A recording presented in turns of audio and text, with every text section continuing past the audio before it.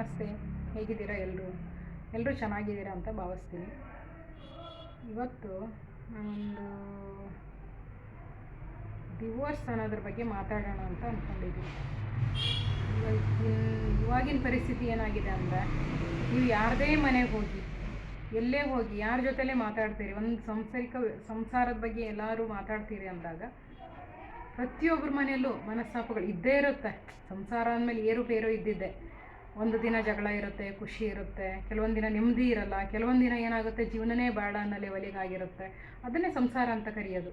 ಎಲ್ಲರ ಮನೇಲೂ ಇರುತ್ತೆ, ಜಗಳಗಳು ನಡೀತಿರುತ್ತೆ. ಬಟ್ ಅದನ್ನೇ ನಾವು ಜಗಳನೇ ದೊಡ್ಡದು ಮಾಡಿಕೊಂಡು, ಇಲ್ಲ ಗಂಡನ ಬಿಟ್ಬಿಟ್ಟು ಅವ್ರ ಮನೇಲಿ ಇರ್ತೀನಿ, ಇಲ್ಲ ಗಂಡನಿಂದ ದೂರ ಇರ್ತೀನಿ, ಇಲ್ಲ ಮಗನ ಜೊತೆಲಿ ಇರ್ತೀನಿ ನಾನು, ಅದೆಲ್ಲ ಇತ್ತಲ್ಲ, ಅದು ಹೆಣ್ಮಕ್ಳು ಮಾಡಬಾರ್ದು. ಇವನ್ ಏನಾಗುತ್ತೆ, ಒಂದು ಸರಿ ನಾವು ಮದುವೆ ಆದ್ವಿ ಅಂದಾಗ ಒಂದೇ ಗಂಡ, ನಮ್ಮ ಹಿಂದೂ ಸಂಪ್ರದಾಯದ ಪ್ರಕಾರ ಒಂದೇ ಹೆಂಡತಿ ಒಂದೇ ಗಂಡ ಅನ್ನೋದೊಂದು ಇವಾಗ ರೂಢಿ ಅನ್ನೋದಲ್ಲ, ಆ ಥರದ್ದು ಅದೊಂದು ಸಂಪ್ರದಾಯ ಇದೆ. ಅದೇ ಥರ ಇರಬೇಕು ಅನ್ನೋದು ಮೊದಲಿಂದನೂ ಹಾಗೆ ಬಂದಿದೆ.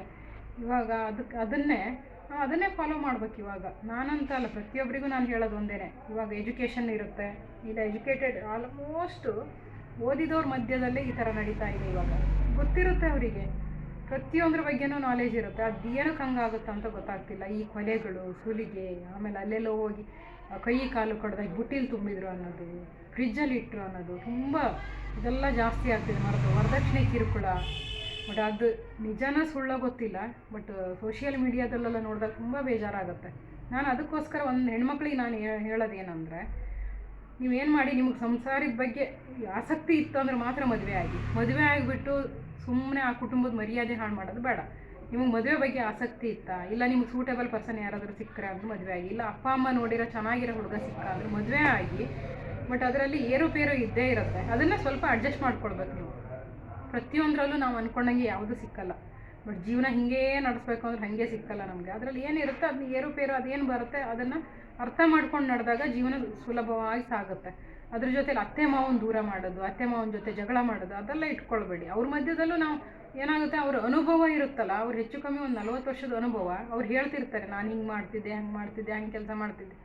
ನೀವು ಒಪ್ಕೊಳ್ಳೋಕ್ಕೇನು, ನಿಮ್ಮ ಹತ್ರ ಮಾಡ್ಲಿಕ್ಕಾಗಲಿಲ್ಲ ಅಂದರೂ ವಾದ ಮಾಡೋದು ಬೇಡ ಅಂತ ನಾನು ಹೇಳೋದು. ಒಪ್ಕೊಳ್ಳಿ, ಅವ್ರು ಮಾಡಿದ್ದಕ್ಕೆ ತಾನೇ, ಅವ್ರು ಹುಟ್ಟಿಸಿದ್ದಕ್ಕೆ ತಾನೇ ಅವ್ರ ಮಗನ ಜೊತೆ ನಾವು ಹೆಂಡತಿಯಾಗಿ ಬದುಕ್ತಾ ಇರೋದು. ಅದಕ್ಕೆಲ್ಲ ವಾದ ಮಾಡೋಕ್ಕೆ ಹೋಗಬೇಡಿ. ಅದಕ್ಕೆ ಅಡ್ಜಸ್ಟ್ ಮಾಡ್ಕೊಳ್ಳಿ. ಅಂದರೆ ಏನೂ ತಪ್ಪಿಲ್ಲ. ವಾದ ಮಾಡಿ ದೊಡ್ಡದು ಮಾಡ್ಕೊಳ್ಳೋದಕ್ಕಿಂತ ನೀವು ಅಲ್ಲಿಗೆ ಅಂದು ಸರಿ ಮಾಡ್ಕೊಳ್ಳಿ. ಅಷ್ಟೇ ನಾನು ಹೇಳೋಕ್ಕೆ ಇಷ್ಟಪಡೋದು. ಯಾರೂ ಡೈವರ್ಸ್ ಲೆವೆಲ್ ತನಕ ಹೋಗಲೇಬೇಡಿ, ದಯವಿಟ್ಟು ಹೇಳ್ತೀನಿ ನಾನು. ಪ್ರತಿಯೊಬ್ಬರು ಅಷ್ಟೇ, ಡೈವರ್ಸ್ ಲೆವೆಲ್ ತನಕ ಯಾರೂ ಹೋಗಬೇಡಿ ಅಂತ ಹೇಳ್ತೀನಿ ಅಷ್ಟೇ ನಾನು.